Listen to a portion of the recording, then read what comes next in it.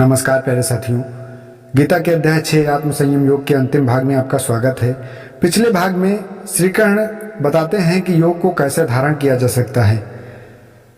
इस प्रकार आत्मसंयमी योगी आत्मा को भगवान में एकीकृत कर भौतिक कलमश से मुक्त हो जाता है और निरंतर परमेश्वर में तल्लीन होकर उसकी दिव्य प्रेममयी भक्ति में परम सुख प्राप्त करता है। सच्चा योगी अपनी चेतना को भगवान के साथ एकीकृत कर समान दृष्टि से सभी जीवों में भगवान और भगवान को सभी जीवों में देखता है। वो जो मुझे सर्वत्र और प्रत्येक वस्तु में देखते हैं, मैं उनके लिए कभी अदृश्य नहीं होता और वे मेरे लिए अदृश्य नहीं होते। जो योगी मुझ में एकनिष्ठ हो जाता है और परमात्मा के रूप में सभी प्राणियों में मुझे देखकर श्रद्धापूर्वक मेरी भक्ति करता है, वो सभी प्रकार के कर्म करता हुआ भी मुझे केवल और मुझ में ही स्थित हो जाता है। मैं उन पूर्ण सिद्ध योगियों का सम्मान करता हूँ जो सभी जीवों में वास्तविक समानता के दर्शन करते हैं और दूसरों के सुखों और दुखों के प्रति ऐसी प्रतिक्रिया व्यक्त करते हैं जैसे कि वे उनके अपने हों। अर्जुन ने कहा, हे मधुसूदन, आपने जिस योग पद्धति का वर्णन किया है वो मेरे लिए अव्यवहारिक और अप्राप्य है, क्योंकि मन चंचल है। हे कृष्ण, क्योंकि मन अति चंचल है, अशांत है, हठी और बलवान है, मुझे वायु की अपेक्षा मन को वश में करना अत्यंत कठिन लगता है। भगवान श्री कृष्ण ने कहा, हे महाभाव कुंती पुत्र, जो तुमने कहा वो सत्य है। मन को नियंत्रित करना वास्तव में कठिन है, किंतु अभ्यास और विरक्ति द्वारा इसे नियंत्रित किया जा सकता है।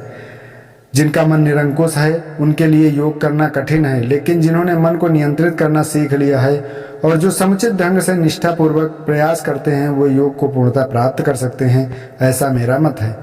अर्जुन ने कहा, हे कृष्ण, योग में असफल उस योगी का भाग्य क्या होता है जो श्रद्धा के साथ इस पथ पर प्रारंभ तो करता है, किंतु जो अस्थिर मन के कारण भरपूर प्रयत्न नहीं करता और इस जीवन में योग के लक्ष्य तक पहुंचने में असमर्थ रहता है।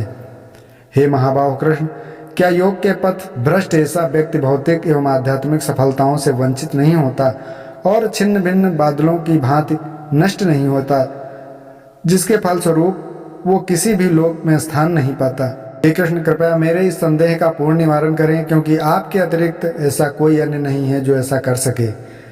परमेश्वर कृष्ण ने कहा, हे प्रथापुत्र, आध्यात्मिक पथ का अनुसरण करने वाले योगी का ना तो इस लोक में और ना ही परलोक में विनाश होता है। अरे प्रिय मित्र, भगवत प्राप्ति के मार्ग पर चलने वाले को बुराई पराजित नहीं कर पाती।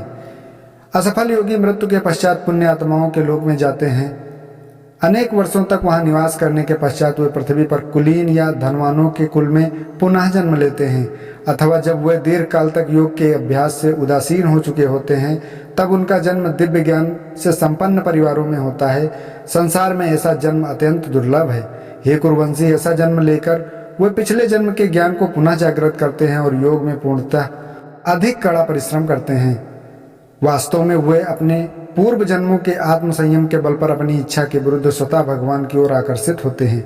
ऐसे जिज्ञासु साधक स्वाभाविक रूप से शास्त्रों के कर्मकांडों से ऊपर उठ जाते हैं।